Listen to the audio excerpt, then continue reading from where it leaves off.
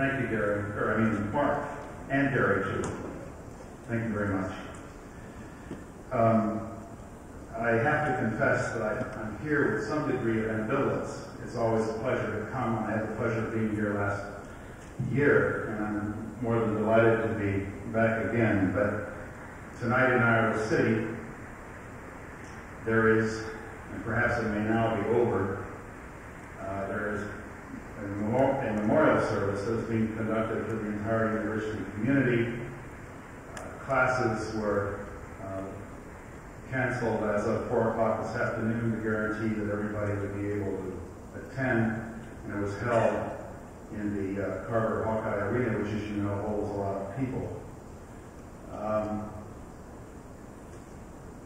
The events of this last week were, of course, tragic and profoundly disturbing to all of us on campus. Some of these people were my friends, colleagues, and of course, I'm particularly saddened by the harm that has come to Mia Rodolfo-Seals. She's a very remarkable young woman. I've had the pleasure of meeting with her on several occasions. In fact, had dinner with her about 5 weeks ago when Edward Said came to town, before he came up here, and lectured here in Ames. And I was struck by what an extraordinarily compassionate and humane human being Mia is. And it just strikes me as a bitter irony that she should have stood totally accidentally in harm's way and now be, unfortunately, a quadriplegic for the rest of her life. If it's all right with you, I'd like for all of us just to observe just a few moments of silence for the people who did die, and for Mia, who is alive, but obviously not the way she once was.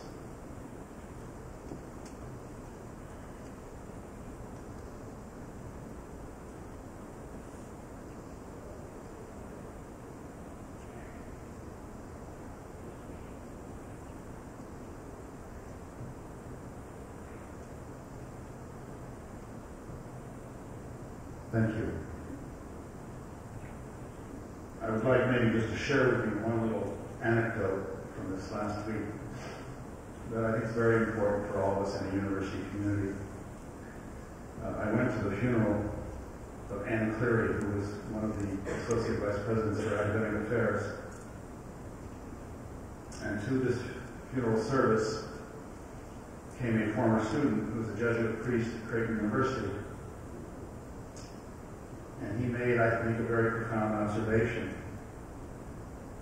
He was speaking about Ann Cleary being an extraordinarily competent professional, an extraordinarily competent academic, who had the gift of being able to be not only competent, but also humane. Not always an easy combination. And this priest observed that oftentimes, competence on the part of professors, instructors, breeds intimidation and fear on the part of students. I think we ordinarily tend to think, part of the popular wisdom, that when you run into a competent person, that you have a sense of awe and respect, and hopefully that's true too. But I think we forget that there's another side to this equation. And therefore, it's extraordinarily important, I think, for faculty, instructors, and students too, to try to bridge the gap and to be reaching out to one another, to understand each other as people who are jointly struggling through life, and that I don't think, at least I'm not aware of any of my colleagues who think they have all the answers to everything. And though they may be competent and well published in many ways, they do feel very much the importance of the mission of teaching. I know we feel that in College of Law in Iowa City. I just would hope that all of us rethink our relationships between faculty and students so that these great chasms of misunderstanding that lead to obviously horrible consequences don't occur. Well, my subject tonight is very different than that. My topic I have called Ecological Security and World Order. In 221 BC, the first emperor of a united China ordered the connection and extension of a series of walls along China's northern frontier that had been built several centuries earlier by a number of warring kingdoms to protect their separate realms against nomadic invaders. The resulting new, then, Great Wall, that ranged up to 30 feet high and extended some 3,700 miles, had as its purpose the protection of China's territorial sovereignty against the outside world. As we all know, the Great Wall fell into disrepair over the centuries, the victim of invasions, of vandalism, and of the forces of nature. Its few remaining portions that are visible from outer space and the tourist bus alike stand not only as a monument to human achievement and, of course, to China's past glory, but also, I submit, as a symbol of the folly and the failure of the human quest for long-term territorial security.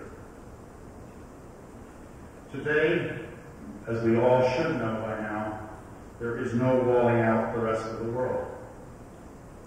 Despite the Maginot Line, despite the Berlin Wall, indeed despite that ultimate fantasy barrier called SDI or Star Wars, global economic, ecological, and other interdependencies make walled sovereignty a faulty strategy for ensuring national security.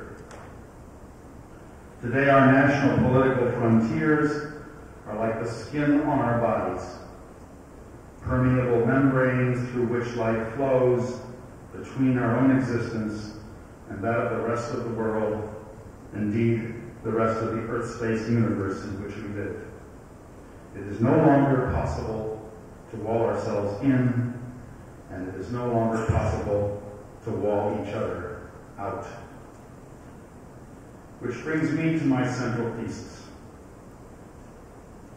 We are, I think, at a major macro-historical turning point, unparalleled in the annals of human history, when it has become nothing short of essential, indeed critical, to reconsider what we mean by national security. Not that we should not continue to evince concern for national security in the traditional terms to which we have become accustomed. Although even here, in light of the profound changes that are presently taking place in the Soviet Union and Eastern Europe, there is an enormous need to think about alternative security regimes and strategies in a more traditional sense. But now, because of environmental assaults that are well known to all of us, it has become a matter of crisis proportion that we include in our concept of national security the idea of ecological security. The real, clear, and present danger to our national security, I submit, has less to do with superpower polarities on an east-west or any other axis than with the polarity that exists between human activity on the one hand and the life-sustaining capabilities of spaceship Earth on the other. And this means, in turn, that it is today essential, as never before, to think globally and act locally with sensitivity and caring for the oceans, for the atmosphere, for the biosphere, and for the geosphere of which all of us are a part. To be sure, human beings and Mother Nature have interacted dangerously since time immemorial. Volcanoes, earthquakes, hurricanes, droughts, and floods have threatened the survival of human societies from the beginning of time. But today, a new class of risks has emerged, with dangers arising not from the impact of nature upon human beings, but from the impact of human beings upon nature. And this time, while we humans have created the hazards involved, we are in grave danger of not being able to roll them back. I am referring, of course, to such symptoms of major malfunction as the depletion of the stratospheric ozone layer, which is essential to protect people and crops from solar ultraviolet radiation. I'm referring to carbon dioxide buildup, threatening a global greenhouse effect and worldwide climatic changes. I'm referring to acid rain. I'm referring to increasing levels of chemical, radioactive, and other toxic pollutants in our water, in the air, and in our soils, contributing to a rise in cancers and other environmentally induced diseases, health problems, and genetic damage. I'm referring to the loss of topsoil and increasing desertification, contributing to hunger and starvation for millions. I'm referring to chemical and biological, as well as nuclear weapons. And I'm referring to the massive destruction of rainforests, together with the loss of vital watersheds and the depletion of the Earth's oxygen supply, which further compounds the carbon dioxide threat. This list, of course, is only a partial. The life of our planet is being threatened also by the loss of millions of plant and animal species as a result of over-industrialization, deforestation, pollution, selective breeding, and monocropping. And of course, there is the much publicized but little understood and still less acted upon problem of overpopulation, putting exponentially mounting stress on our Earth's delicate ecosystems. These ominous threats and prospects require, I believe, a major shift in how we think about security. Unlike their counterparts in the economic and military realms, they cannot be defined ideologically. Nor can they be resolved through conventional competition for power. A bigger and better arsenal will be of no advantage. And though started by humans, once these threats to Earth's ecosystems develop beyond a certain point, they can take on a life of their own, accelerating beyond human control toward an uncertain conclusion, possibly including basic changes in the Earth's life-supporting capacities. The danger is real, that like the dinosaurs before us, we may not be able to adapt fast enough to these changes, or at least not fast enough to preserve life in any way that we presently know. In which case, the epithet of our species imprinted in our fossilized bones would read, "Here lies Homo sapiens," which of course you know means human the wise, who was not smart enough to understand that the security of the human race was inseparable from the security of the Earth. And thus we are faced with a security problem of a new order of magnitude. How to secure all humanity against an as yet ill-defined and little understood threat to our existence. Whatever physical or psychological value the Great Wall may have had in its heyday, and whatever physical or psychological value the international legal principle of exclusive territorial sovereignty, which is its modern-day manifestation.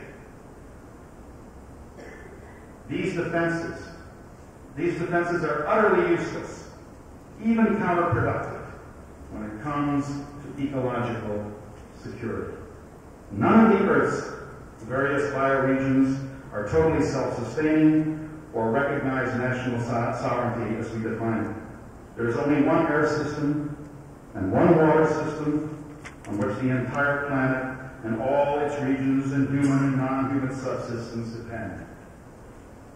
Thus it is that toxic materials produced or released in one region or are carried across entire continents and around the planet by air or by water. Thus it is that chlorofluorocarbons, so-called CFCs, released in one country deplete the ozone layer on which all depend regardless of the non-use of CFCs in other regions. And thus it is that excess burning of fossil fuels in one country contributes to a global greenhouse effect threatening all countries. Claims of national sovereignty are useless against these threats. Existing concepts of state sovereignty are incongruent, even antithetical, to global ecological security. Now, a re-examination of sovereignty and security needs to be undertaken within the framework of these understandings. The Earth is not a static, stable, determined system following a Newtonian model of mechanical equilibrium and dynamics, nor is it comprised of separately acting replaceable parts. It is rather a living organism comprised of interactive subsystems, interactive species, and complex, dynamic, interactive processes. Which is to say that unlike the prevailing concept of the absolute sovereignty of more than 160 independently acting nation-states, I guess even a few more now as a result of the breakup of the Soviet Empire. Indeed, in direct conflict with this concept of absolute sovereignty, the sovereignty of the Earth is in fact indivisible. Like air and water, birds and animals cross multiple continental and political boundaries. Fish and marine life respect no exclusive economic zones or sovereign fishing rights, nor have they learned to screen out toxic matter dumped in their waters. Whales in the St. Lawrence Seaway have been found so polluted that they've been labeled technically toxic waste. Pollutants dumped in the oceans find their way, concentrated in fish and shellfish, back to our dinner plates. In the sovereignty of the Earth, to touch one part is to touch the whole. The destruction of the Amazon rainforests threaten not only Amazonian communities, but all peoples everywhere. And so the lungs of the world, which produces 1/4 of the world's oxygen supply, is vital to the total human population, indeed to all breathing creatures. What then does national sovereignty mean relative to ecological security? Who owns the air we breathe? Who owns the water we drink? Who owns the rainforest? Who should have the authority over them? Who owns the ozone? Who should have the last word on its protection? Who owns the Earth? Who speaks for the Earth?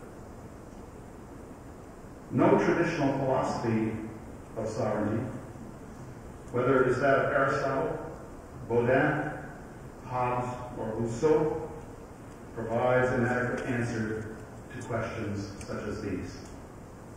Each has a fundamental flaw.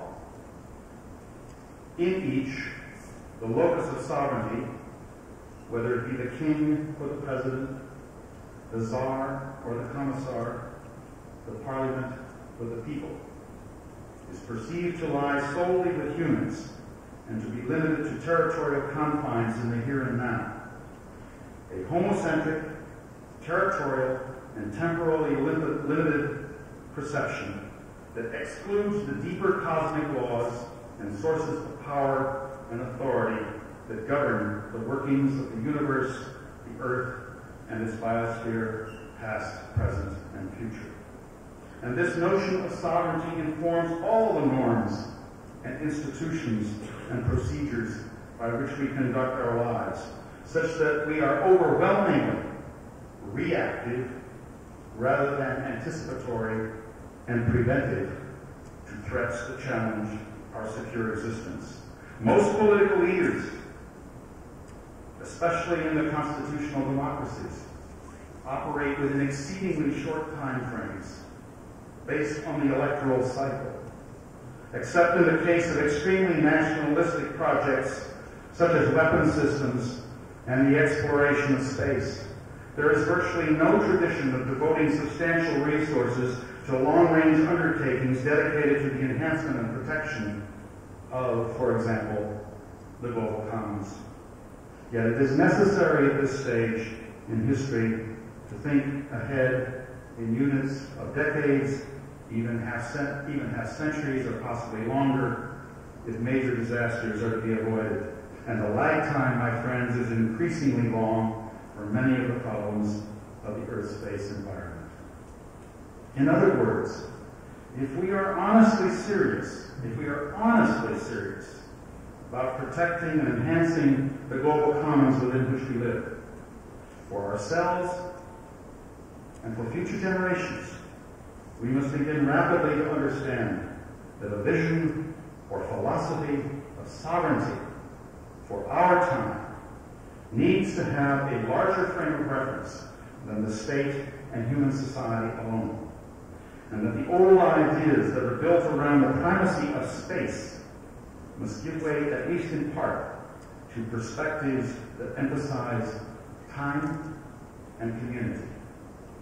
We must have a vision or philosophy of sovereignty that is not static in terms of some finally achievable and fixed or walled circumstance, but one that is dynamic and interactive, involving relationships and flows of energy and information between different spheres of sovereignty.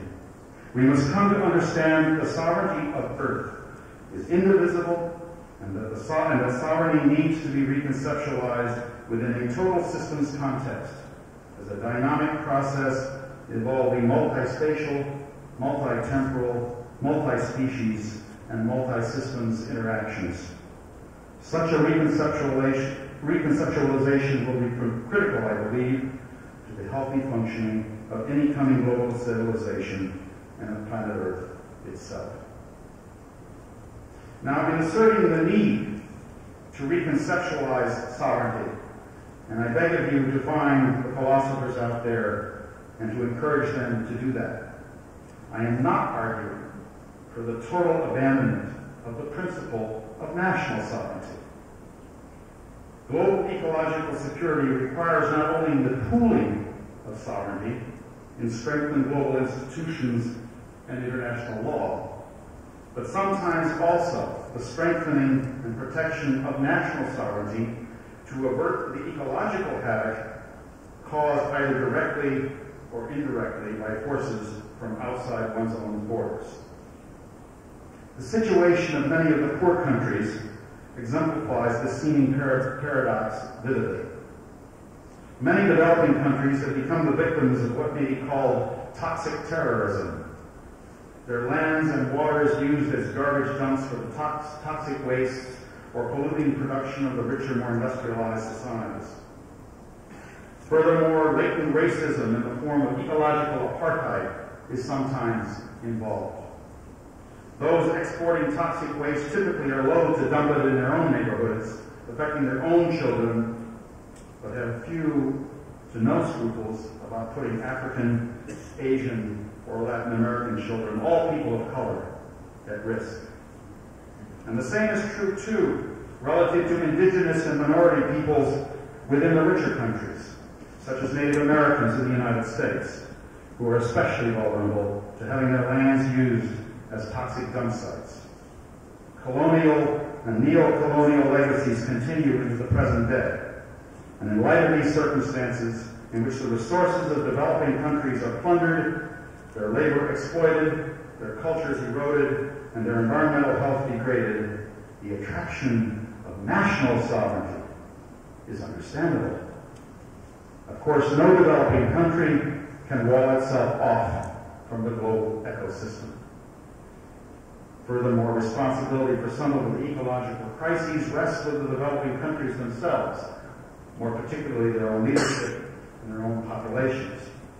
But the point is that we have yet a long way to go in developing effective global standards and structures for the protection of human health and ecological security, and that in the meanwhile, some environmental battles may need to be won neighborhood by neighborhood and country by country, even while the pooling of sovereignty and the development of international systems of protection evolves. Turning then to consider what already exists in global policy so that we can better assess what still has to be done, we may see two distinct and seemingly paradoxical trends. First, the increasing numbers of international agreements, treaties, and the like, related to the protection of the environment. And second, and simultaneously, increasing environmental degradation. Since 1921, more than 140 international treaties and other binding legal agreements relating to the environment have been adopted. Among the most recent being, for example, the 1987 Montreal Protocol on substances that deplete the ozone layer, its subsequent amendments, and the 1989 Basel Convention on the Control of Transboundary Movements of Hazardous Waste and their Disposal. In addition, there are many non-binding resolutions and declarations, such as the 1972 Stockholm Declaration on the Human Environment and the 1982 World Charter of Nature, and what will likely be the 1992 Earth Summit Charter from Brazil. All but two of these agreements and resolutions were adopted in the past 50 years, and more than half in the latter one-third of the 50-year period, indicating obviously a rising trend in international agreements on environmental protection and concern for the environment, at least rhetorically. All of which suggests, does it not, a growing readiness to transcend state sovereignty and to develop cooperative efforts and systems to deal with transboundary environmental problems? Alas, there's more to the story than this. During the same period, precisely the same period, environmental degradation seems to have gotten worse. And how do we account for that? I think a number of possibilities need to be considered. First is the possibility that matters only seem worse because we now are more aware of the problems and have more precise ways to measure and predict change and damage. There is no doubt that since the 1960s and the publication of Rachel Carson's Silent Spring, which really kicked it all off, public consciousness has been growing regarding risks to the Earth. Celebrated environmental studies, major conferences, and space-age technologies have given all of us a new shared image of our own Earth and new instruments to monitor its ecological rise and decline. Still, this is not an adequate answer to our paradox, for these same reports and conferences and technologies also provide evidence that some problems, such as the depletion of the ozone layer, really are getting worse and probably will continue to do so unless we act swiftly to restrict certain pollutants. The second possibility is that many of the treaties, including the 1987 Montreal Ozone Protocol and the 1989 Basel Toxic Waste Convention, are simply too recent to have yet had much effect. But that's not a satisfactory answer either.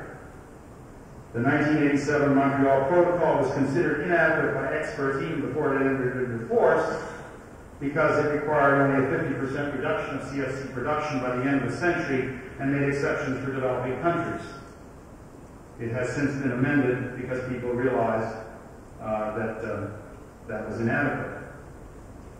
And the 1989 Basel Convention was already considered by many experts to be too little too late. With existing levels of toxic waste, some of it dumped on unknown sites in wrongly labeled or unlabeled and erodible containers around the world, destined to affect untold numbers of people far in the future. And the Basel Agreement does not halt future commerce in poison. It only takes a cautious step toward regulating it by requiring exporters to secure the permission of importing countries, leading Greenpeace to put up a banner at its annual convention saying, "Danger, Basel Convention legalizes toxic terror." All of which underscores, I think, a third possible explanation for our paradox. And that is that existing international environmental treaties, despite their increasing numbers, are simply not adequate to the gravity of our situation. A fact that I regretfully conclude to be true. Many of the treaties focus primarily on economic or military goals and are only secondarily or peripherally related to ecological security. Most have been undertaken piecemeal and or are limited to selected pollutants, regions, or species with little or no coordination between them. Most tend to be reactive rather than anticipatory, and most seek only to regulate rather than to prohibit and punishment, even where prohibition is called for. Added to which, even when ratified by significant numbers of countries, most are very weak in compliance or enforcement measures, or they don't deal with compliance at all.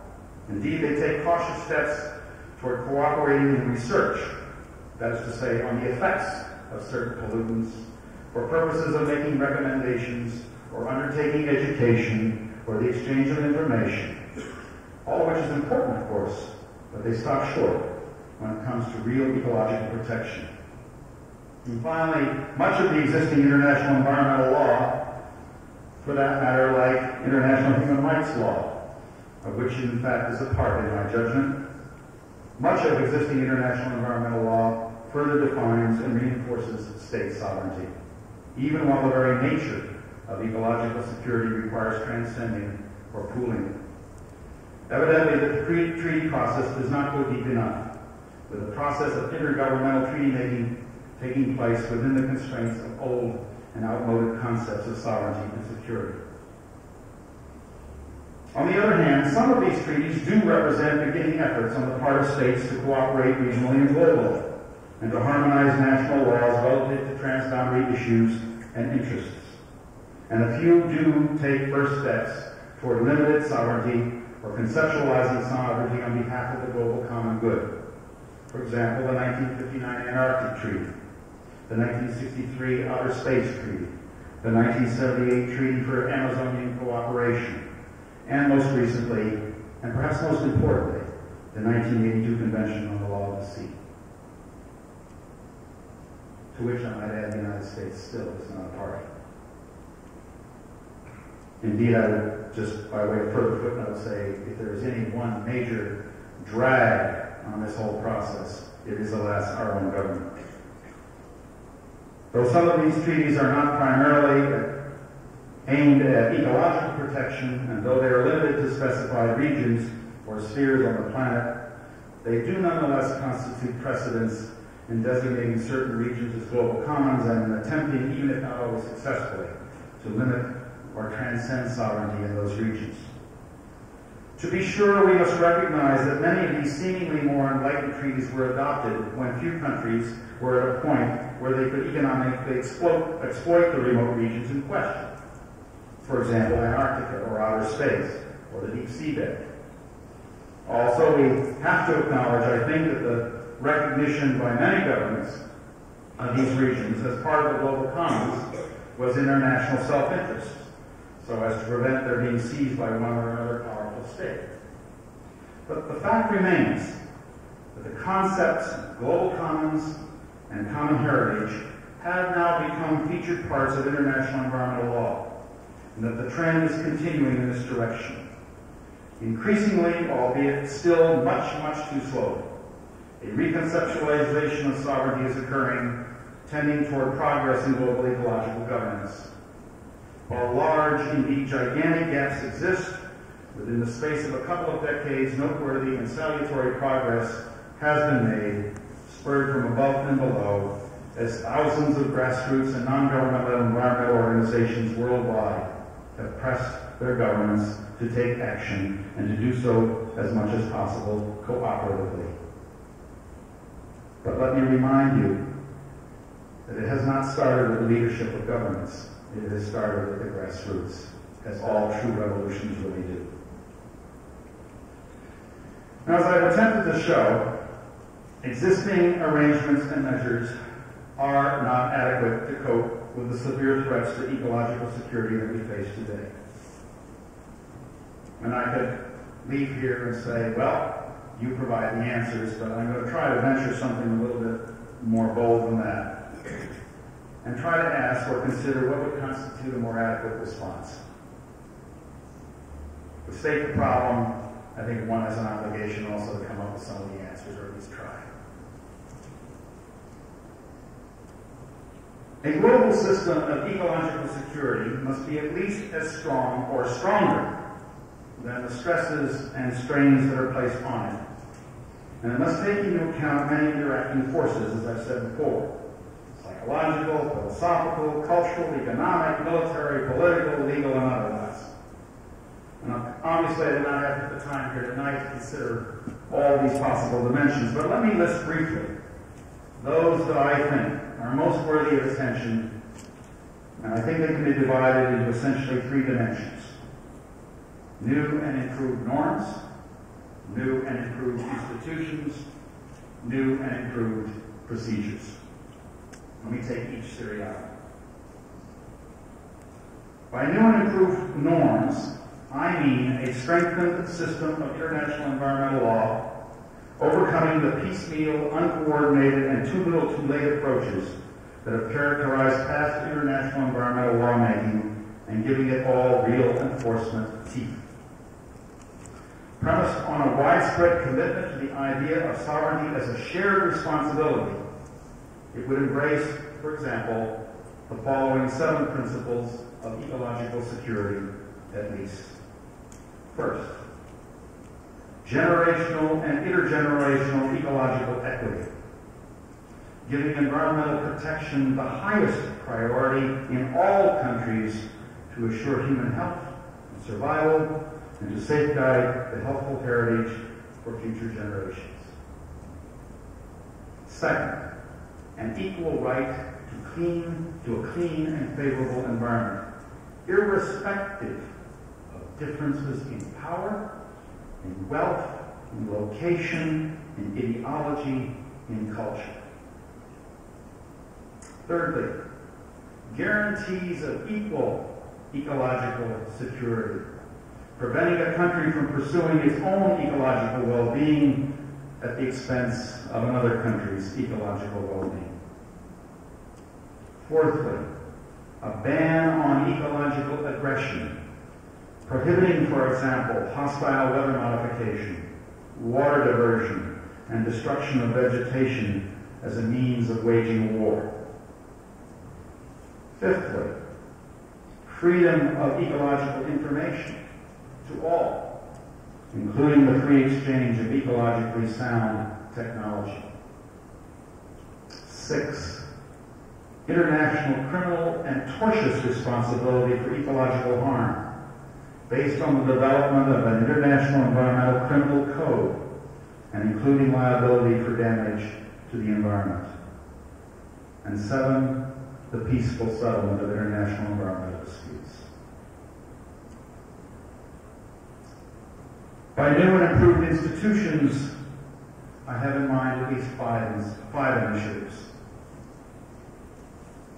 First of all, an ecological trusteeship council, going beyond the essentially powerless United Nations Environment Program that's based in Nairobi, Kenya, and reflecting strong global authority that's capable of defining and refining the ecological role of other bodies, such as, for example, the Food and Agricultural Organization, the World Health Organization, the ILO, etc., that have been heretofore charged with ecological protection as an ancillary rather than central function of their respective missions, and capable also of dealing effectively with the manifold issues of ecological security, perhaps following President Gorbachev's imaginative recommendation of reconstituting the essentially moribund UN Trusteeship Council.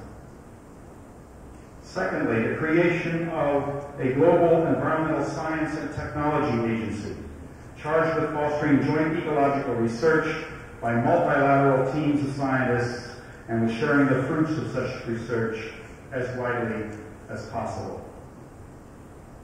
Thirdly, the establishment of global and regional ecological monitoring agencies and early warning systems, which through satellite observation, seismic and atmospheric surveillance, and on-site inspection could supplement national means of tracking ecological practices and trends.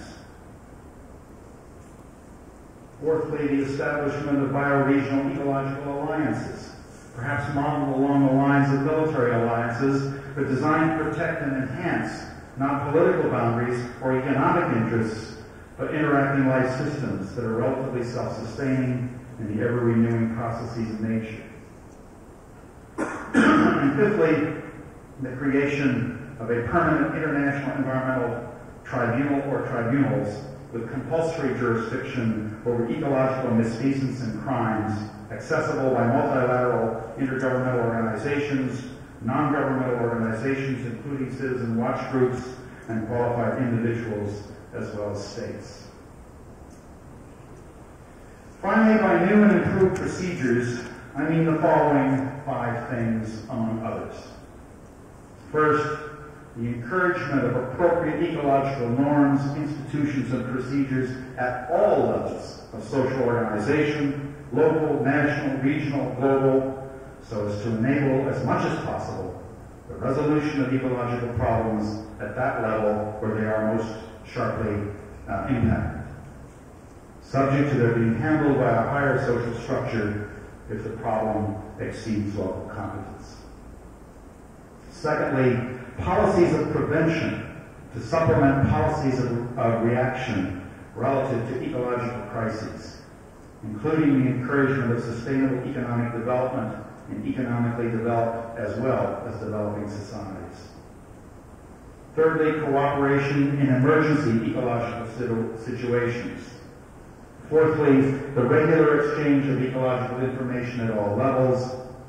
And finally, the encouragement of global environmental education on a massive scale at all levels of human development, from kindergarten all up, and in every institution where possible, the schools, the workplace, the church, and so forth.